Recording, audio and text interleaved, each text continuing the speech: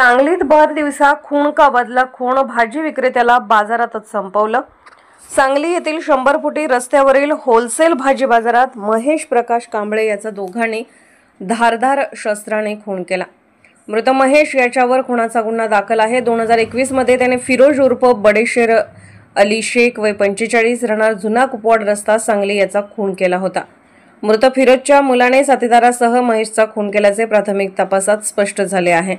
वडिलांच्या खुनाचा बदला म्हणून हा खून केल्याचे प्राथमिक तपासात पुढे आले असले तरी अनैतिक संबंधाची किनार देखील असल्याची शक्यता पोलिसांनी वर्तवली आहे।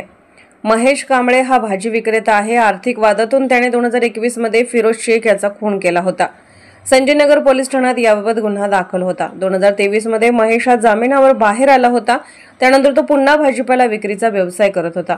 गुरुवारी सकाळी तो 100 फुटी रस्त्यावरील होलसेल भाजी बाजारात गेला होता। त्यावेळी फिरोज याचा मुलगा व अन्य साथीदार त्याच्या मागावर होते। त्याने दुचाकी शोरूम जवळ महेशवर हल्ला चढवला। हल्ल्यात महेश गंभीर जखमी होऊन पडल्यानंतर हल्लेखोर पळाले। हल्ल्यानंतर भाजी बाजारात पळापळ झाली। सांगली शहर पोलिसांना माहिती मिळताच पोलीस निरीक्षक संजय मोरे पथकासह धावले। स्थानिक गुन्हे अन्वेषणचे निरीक्षक सतीश शिंदे हे देखील घटनास्थळी दाखल झाले। तात्काळ हल्लेखोराच्या शोधासाठी पथके पाठवली। प्राथमिक तपासात वडिलांच्या खुनाचा बदला म्हणून फिरोज याने साथीदारासह खून केल्याचे स्पष्ट झाले आहे। परंतु त्याचबरोबर खून करण्यास अनैतिक संबंधाची किनार असल्याचे कारण पुढे येत आहे। त्यामुळे त्या दृष्टीने देखील तपास करत आहेत।